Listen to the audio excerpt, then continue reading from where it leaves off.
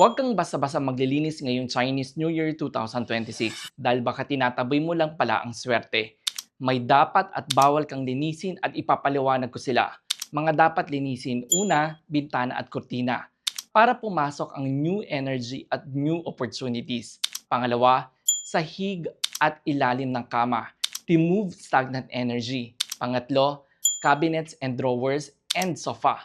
Remove old energy. Pang-apat, CR, para mawala ang bad energy. Panglima, main door area. Dito dumadaan ang swerte, kaya dapat lang na malinis ito. Mga bawal linisin: una, pera na nakakalat sa sahig.